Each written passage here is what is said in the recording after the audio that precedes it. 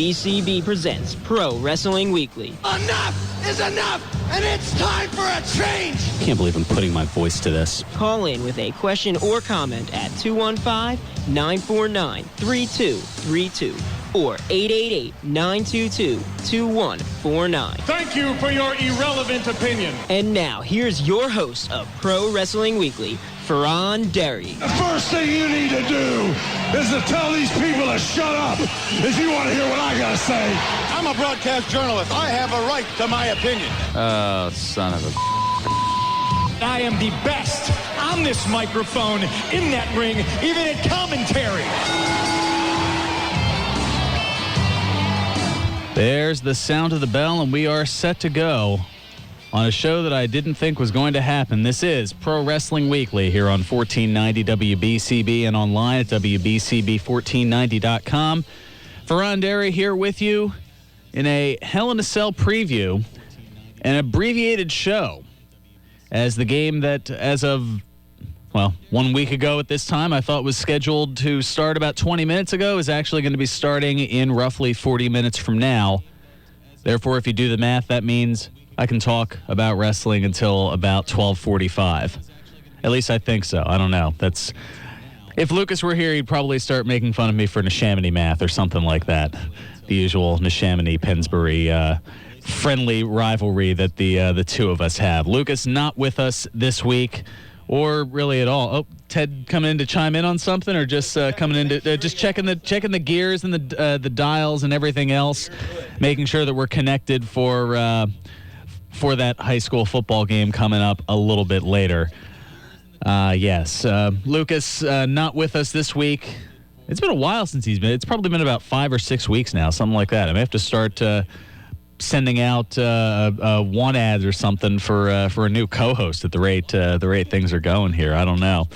But no, he is down in Paulsboro at the Monster Factory, part of, this is day 2 of a 3-day seminar with wrestling legend Les Thatcher that's going on down there. And, of course, they've got a card tonight as well. And I'm sure he's already exhausted, as while I was frivolously putting things together for this morning and today, pretty much up all night, not unlike the USA Network show of the same name. You remember that from back in the 90s. USA Up All Night. Yeah, you remember that one. But I think I got a text from around 1:45 saying that they were just wrapping up for the night. And they had to get up fairly early this morning to do more stuff and get ready for a show that's going on tonight. So, yeah, we'll see if he's recovered enough to maybe make an appearance for Halloween, or if he's going to be... Well, actually, yeah, by that point, he'll have the Halloween candy chocked full, so he'll be his usual energetic self, I'm sure. Whether he's here for the show is a whole another story that remains to be seen. Anyway, quite a few things to get into today. Of course, Hell in a Cell is tomorrow. We've got the predictions certain to go wrong, although they can't get much more wrong than I did for Night of Champions last month. So I'm trailing by 3 picks behind the young intern. At this rate, unless I turn things around, I might be bequeathing the show to him by the end of the year. Yeah, okay, maybe not. But we'll see. I'll have my predictions certain to go wrong coming up a little bit later in the hour. First things first, a correction/update on a story that I brought out to you last week. I guess new information that was kind of brought out based on what was reported at the time. The Hulk Hogan-themed restaurant that is no more. There is some truth to it and some misreporting that occurred. Last week near the end of the show, I had mentioned the story that Hogan's Beach Restaurant in Tampa, Florida had closed. Not entirely true. The restaurant is still operating pending the sale of the property that includes the Best Western Bay Harbor Hotel. So it's not completely out of business, although they're pretty much getting rid of Hogan's association with it. And well, the reason for that, it was a licensing deal. It wasn't like Hogan had any ownership stake in the restaurant. He just licensed his name for the venue, and the commercial relations consultant for the restaurant noted that the bar restaurant named after Hogan is planning a name change. So Hogan's Beach itself is no more, but the restaurant is still in operation. So I guess if you're going to be, posing with the oversized Hulkster, you better hurry up there and get down there before the weather gets too cold up here, and before they completely tear things down there. Also, coming up a little bit later this hour, what does WWE superstar Randy Orton and my mother have in common? Yeah, I'll let you ponder that one for a little bit. Also, WrestleMania, the lottery game. Yeah, I've got that story coming your way. A famous actor to provide a narrator role for WWE's Breaking Ground series on the network. And there's a lot of stories regarding the country of India this week. There's a lot that's going into that. But also, a reinstatement, that's the word I'm looking for, to Impact Wrestling following some less than stellar things that occurred over the course of the last couple of months. And there's also some Facebook feedback that I'll want to get into. We've got room for your phone calls as well before we make our way to 12:45 for the high school football game. 215-949-3232. Or toll free at 888-922-2149. Something has jumped out at a lot of people, and I thought about bringing this up, and I thought, all right, here we go. The fourth wall at this point is like oversized Swiss cheese because I constantly chip away at it in various facets. But I know that with this past Wednesday being the Back to the Future day, for lack of a better term, and I know a lot of various venues have done the time-old, I guess, no pun intended, tradition of, if you could go back and change something in history, if you could hop in the DeLorean, what would it be? I don't know. I thought about it. I thought about taking the show in that direction, but I don't know. I mean, if you want to throw that out there, why the heck not? I mean, I don't know. It could be something silly and fun as, I don't know, telling Jerry Lawler to avoid the trouble that he got into in late 93 so he wouldn't have to deal with Shawn Michaels and his nights at Survivor Series. Or it could be something super serious like saying in May of 99, hey, Owen, don't go up on that scaffold.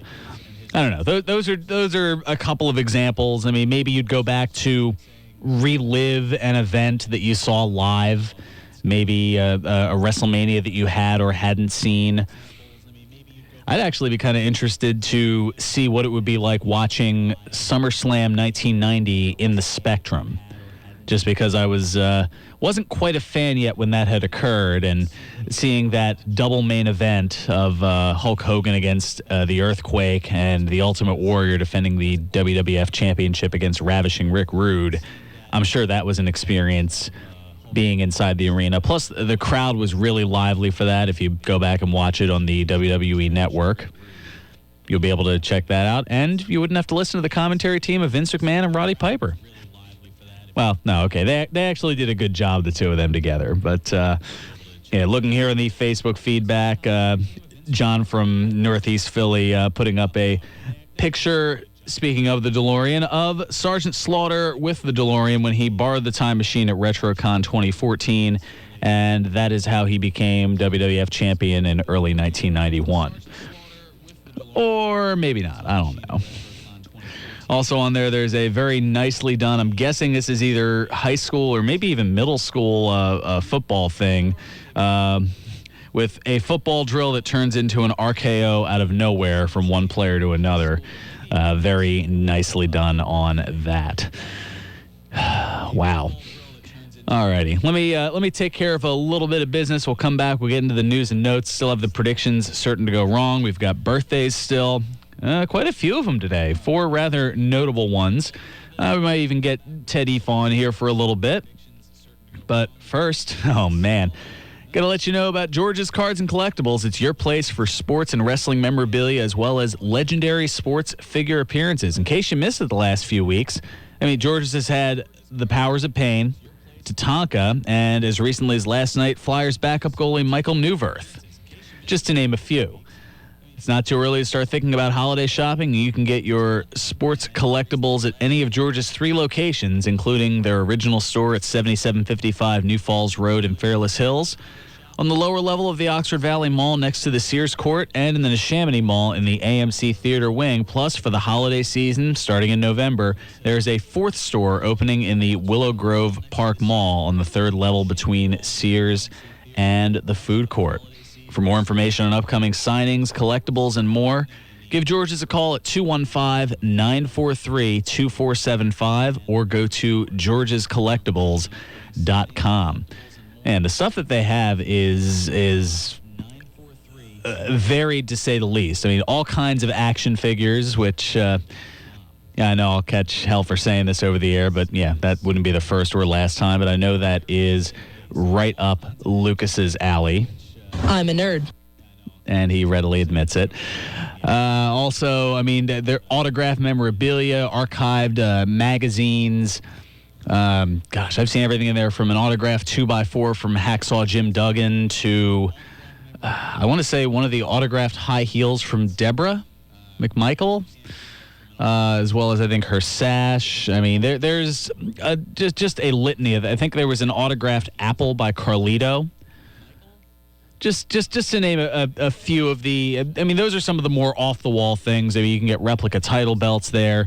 And this is all just wrestling related. I mean, there's also football, basketball, baseball, hockey memorabilia, just all throughout the store. I mean, they even have some T-shirts, I think a couple of select jerseys and whatnot. I mean, you can check out the website, check out the 3 stores to give you, I'm just giving you a little sampling of some of the stuff that they have. Just because, every once in a while I've got to go off script, and hopefully it doesn't get me in trouble. We'll see. But in this case, it's providing promotion, so that's certainly not a bad thing. Anyway, I'm going to take care of some business. Come back, more of your reactions, more of my thoughts on the Hell in a Cell pay-per-view tomorrow. We've also got Lucas's picks as well. We'll go over those coming up. Plus, as I said, some rather interesting stories, including why India is playing a huge part in wrestling at the moment. Also, that famous actor to provide a narrator role for the Breaking Ground series, Wrestlemania, the lottery game, and what do Randy Orton and my mother have in common? I know, that one's got you scratching your heads a little bit. I'll let you ponder on it for a bit. We'll get to those on the other side. This is Pro Wrestling Weekly here on 1490 WBCB and online at WBCB1490.com. And now, more Pro Wrestling Weekly with your host, Fearon Derry. Watching for the changes and trying to keep up. This is Pro Wrestling Weekly here on 1490 WBCB and online at WBCB1490.com. Fearon Derry here with you.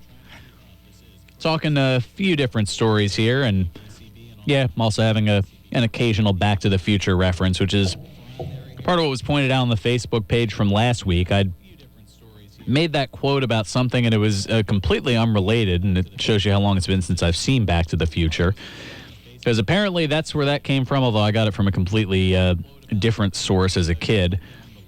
All right, guys, let's do some blues riffs in B. Watch me for the changes and try to keep up. And then out of nowhere, as it's put on the Facebook page, Fearon and the WBCB Moonlighters played Johnny Be Good.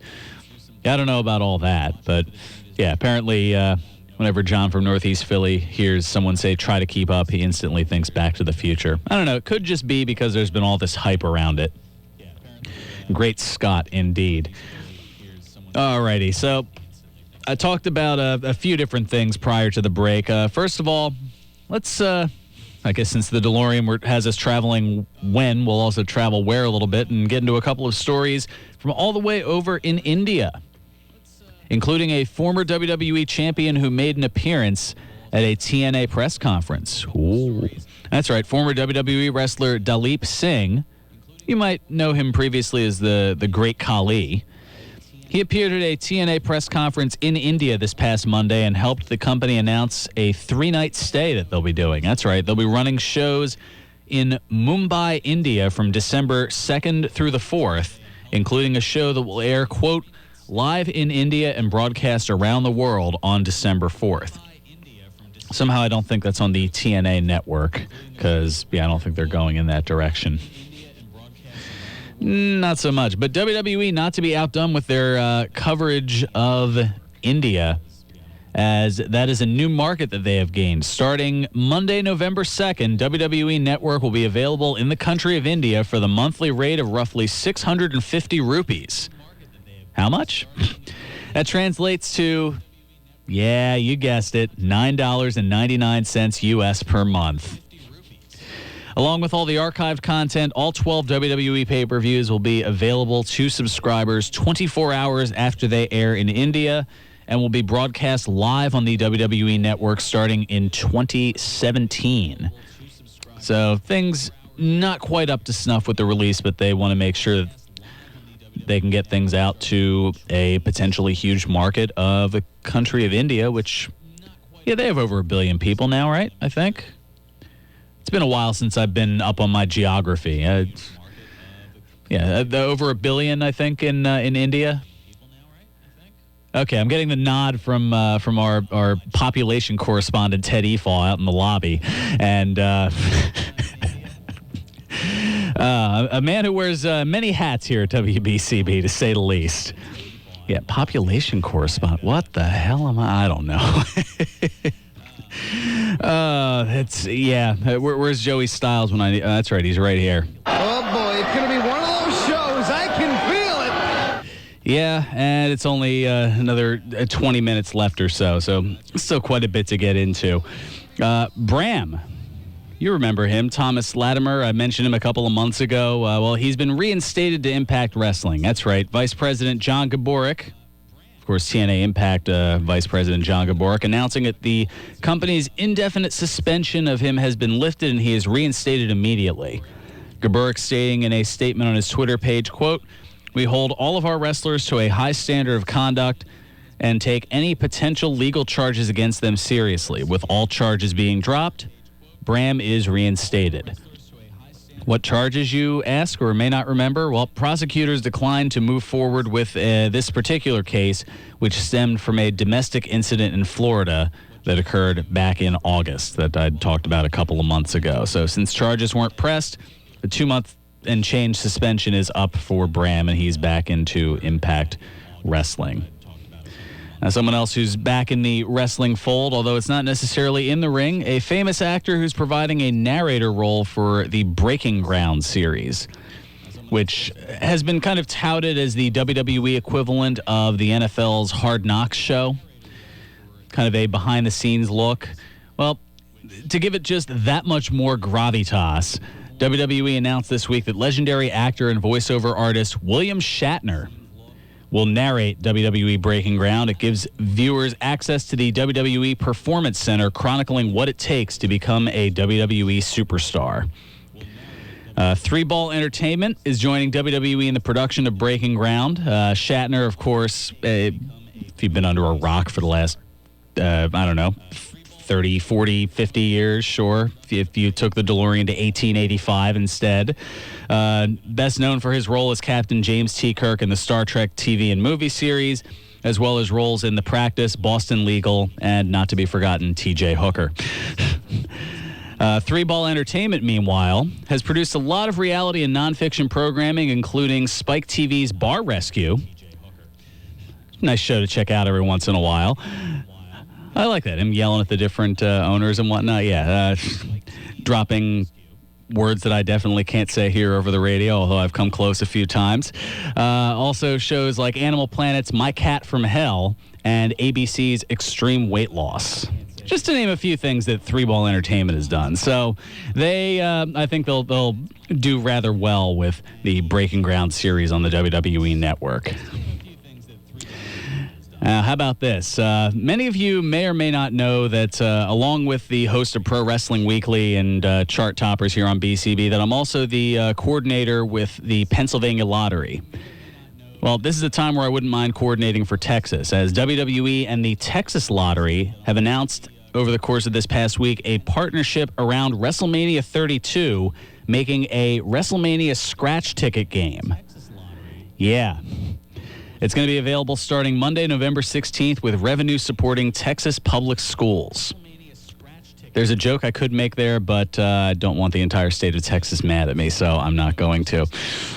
Again, the new games gives fans an opportunity, or a chance rather, to instantly win more than $10 million in prizes, including top prizes of $25,000. Head to your local. No, I'm not doing the lottery spot here. No. That's it. You already heard. Did you hear Spooky Loot, or is that coming up in the next break? I don't even. Yeah, that's right. Spooky Loot's coming up. So there we go. That's when you get to hear me do the PA lottery read. But in this case, this Texas Wrestlemania scratch ticket game, top prizes of $25,000, the opportunity to enter one of 4 promotional second chance drawings with prizes that include trips to Wrestlemania, which that's going to be huge down in Arlington, Texas this year in the Palace in Dallas. They're looking to get over 100,000 people in there for that, which would be a first. They're looking to break the attendance record, and I put that in quotes because the numbers were a bit inflated back in 1987 of the reported 93,173 people who were at the Pontiac Silverdome, not the Superdome, Hulkster, the Pontiac Silverdome for WrestleMania 3 with Hulk Hogan and Andre the Giant as the main event. Back even in Ted Efaw's wheelhouse, even though he was watching the NWA around that time period. Yeah, always find a way to work you in here. It's just shameless plugging. But trips to WrestleMania are part of this second chance drawing, as well as VIP all-access experiences at the WWE Performance Center in Orlando. Never a bad time to go down to Orlando. Well, okay, maybe when they have like a hurricane rolling through, but that's about it. Hurricane Helms? No, maybe not so much. As well as replica WWE World Heavyweight Championship belts. There are a total of 5 WrestleMania scratch tickets featuring John Cena, Seth Rollins, The Undertaker, Roman Reigns, Brock Lesnar, the Bella Twins, and Paige. That should be an interesting look. I mean, why not? Earlier this month, we had 3 different Ghostbusters scratch-off tickets that had pictures of Slimer and the Stay Puft Marshmallow Man and the Ectomobile. So, okay, I've completely nerded out now. Yeah, there's not the first or last time that's going to happen. Alrighty, and finally, one other tidbit of news. What do Randy Orton and my mother have in common? That's right, I've been teasing this over the course of the hour, kind of letting you, stroke the chin, ponder, exactly. Well, Randy Orton's on the shelf with a shoulder injury and is scheduled to have an MRI done to see if he will need surgery. Now, how did he injure his oft damaged over the course of his career shoulder? Well, he dislocated his shoulder while taking out the trash at home this past week. Something, a fate that my mother unfortunately did as well. Now, I don't know if it was the exact same thing, if he was, like my mom wasn't exactly going for an RKO out of nowhere when the curb came up and gravity did its thing and messed up her shoulder and collarbone. But that is the report that has come out this week, that Randy Orton dislocated his shoulder while taking out the trash at home. And another one of those, how can a professional athlete suffer that kind of freak injury type moment?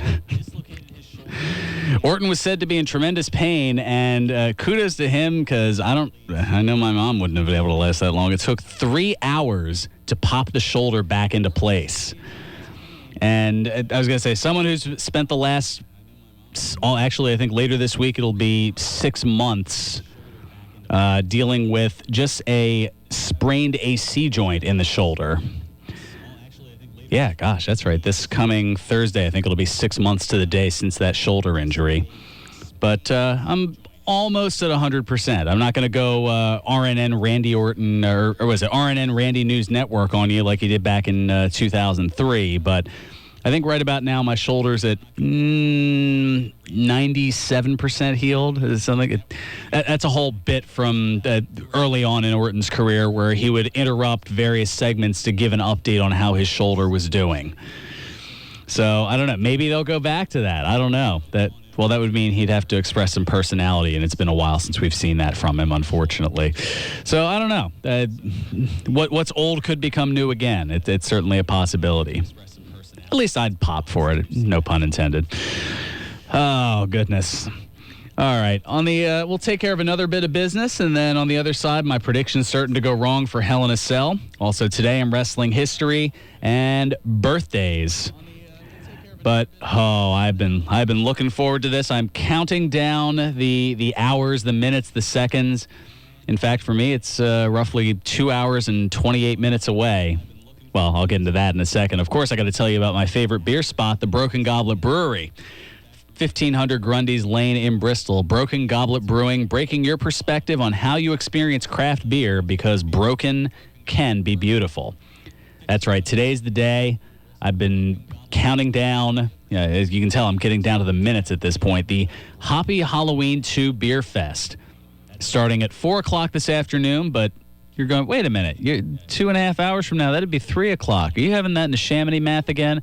No. The irregular members get that 1 hour early VIP entrance, of which I am one of those members. So for me, I get a little head start on all the fun and the action and everything else. But you can still show up at 4. Tickets, very few are available at the door if you didn't get them in advance, for just $30 as opposed to the in-advance price of $25. Just to give you an idea, food from the Dog and Bull restaurant, Hop Fries. I know, I've talked about that. I've talked about it before, but you're probably thinking, hop fries, what in the hell are those? They are French fries that are fried in hop oil, as in the oil from the hops that are used to make the beer. I didn't even know that such a thing existed, but I am intrigued to say the least. And the breakfast aficionado that I am intrigued by the food truck that's coming by, Foolish Waffles. Yeah, a lot of gourmet waffles that are going to be going on, because when you think of Beer Fest, of course you think waffles. I know I do. Yeah, maybe some chicken and waffles and a nice Scotch ale to wash it down with. I mean, the pairings are endless, and that's partly because of the 21 different representatives from Bucks County and Philadelphia-based breweries who are going to be at this event. I'd name them all, but then I wouldn't have any show left. So just come on down and take my word for it. Keep in mind also that there will be no growler fills today. So, this is just for the event, because there's going to be so much going on as it is, and that the Goblet will be closed tomorrow to recover and restock from the Beer Fest. But otherwise, open Wednesdays through Sundays. It's always a good time at the Broken Goblet Brewery, 1500 Grundy's Lane in Bristol, PA. Check them out on the web at brokengoblet.com. Broken Goblet Brewing, the semi-official brewery of Pro Wrestling Weekly. Okay, now that I'm thirsty, I'm going to go quench my thirst with something not quite libationist, at least not yet. Is that even a word, libationist? I'm making things up as I go along here. That's what I do here on Pro Wrestling Weekly on 1490 WBCB and online at WBCB1490.com. Pro Wrestling Weekly presents Today in Wrestling History, October 24. On this date in 1993, WCW held its Halloween Havoc pay-per-view. In the main event, Vader defeated Cactus Jack in a Texas death match. On this date in 1999, WCW held its Halloween Havoc pay-per-view. In the main event, Goldberg defeated Sting in an unsanctioned match to win the WCW World Heavyweight Championship. On this date in 2005, WWE Monday Night Raw aired live from Fresno, California. In the main event, Kurt Angle defeated John Cena. On this date in 2010, WWE held its Bragging Rights pay-per-view. In the main event, Wade Barrett defeated WWE Champion Randy Orton by disqualification. This has been Today in Wrestling History, October 24.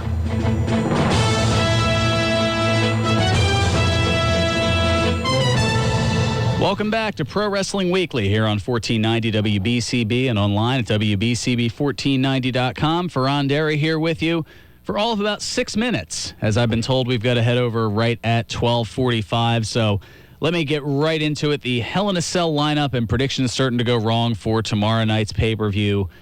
8 matches announced on the card, including the kickoff match, the 6-man tag, Dolph Ziggler, Cesaro, and Neville taking on Rusev, Sheamus, and King Barrett in a rematch from this past Monday night, since the Since the bad guys won on Monday night, you would think that, even Steven booking it is, that the good guys would get their win, the seesaw back and forth on tomorrow night's pay-per-view. Lucas says so. I'm gonna swerve it. I'm gonna say no. I think that Rusev, Sheamus, and Barrett take the victory on that one. I figure, what the heck have I got to lose? I'm already 3 picks behind. I got to do something bold in order to catch up and not give Lucas bragging rights for quite a while, saying that he beat the smart kids or something like that. Also, John Cena defending the United States title in a U.S. Open challenge. I'm going to say that whoever faces Cena wins, because it's been highly touted for a while that after the Hell in a Cell pay-per-view that Cena is not advertised for at least the next 7 weeks to do something undisclosed. It's not a movie. But I don't think that he's going to have the title in his clutches over the course of that absence. And Lucas, he thinks that whoever's going to answer the challenge will take it also, either Dean Ambrose or maybe Daniel Bryan, somebody we haven't seen in quite a while. Kevin Owens defending the Intercontinental title against Ryback. Both Lucas and I think Owens is going to win and retain there. The New Day defending the tag titles in a rematch against the Dudley Boys. Lucas is saying that the Dudleys will win. I'm saying that the New Day will retain their tag titles. Clever wording. Charlotte defending the Divas Championship against Nikki Bella. We think that Charlotte will remain, I want to say women's champion because I'm so used to her being in NXT, but they're the Divas in the WWE. Whatever. But we're going to say Charlotte retains on that one. The first of 2 Hell in a Cell matches, Roman Reigns against Bray Wyatt. I'm thinking Reigns takes it, and Lucas is going with Bray Wyatt.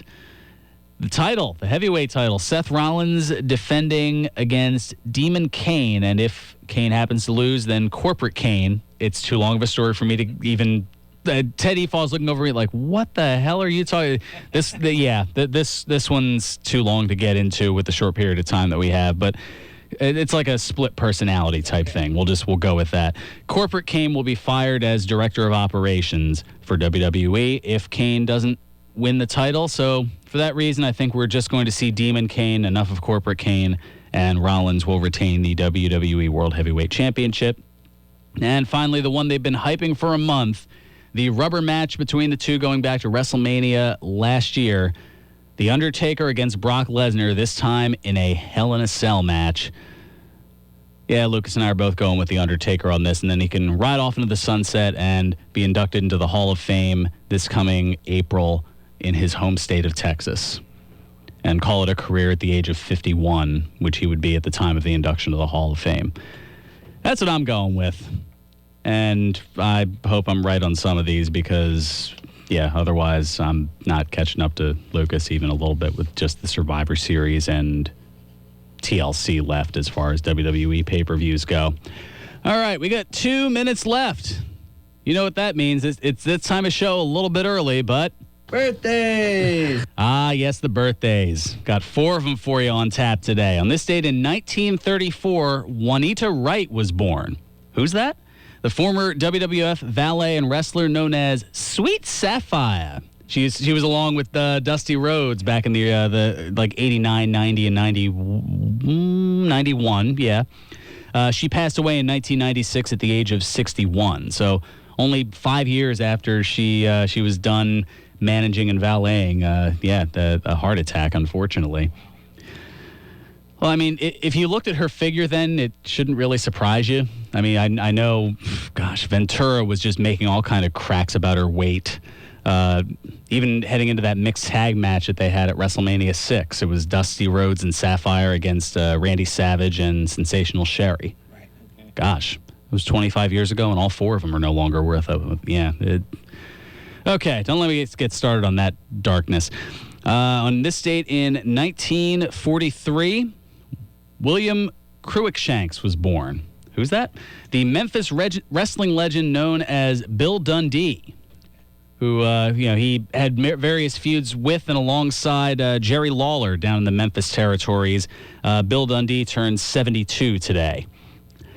On this date in 1971, Dale Torborg was born.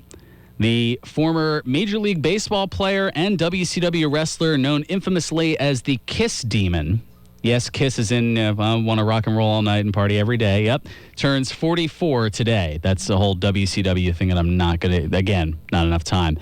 And on this date in 1959, David Allen Meltzer was born, the longtime wrestling journalist who is the publisher and editor of the Wrestling Observer newsletter, turns 56 today. Dave Meltzer, a name that a lot of wrestling fans have heard in hushed whispers over the years, as he was one of the forerunners, along with Bill Apter, of professional wrestling journalists back in the 80s, when you didn't really have that sort of thing, because everything that fourth wall was impenetrable back in the day. You know, kayfabe was of the utmost importance. So they were around but never really acknowledged. Anyway, I need to acknowledge and make my way for high school football. It's coming your way here at WBCB. Trenton at Nottingham. So, yeah, I know it's 15 minutes early, but play us out, Nutsy. 1 o'clock in all's well.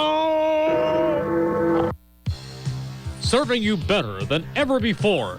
This is 1490 WBCB in Levittown, Fearless Hill.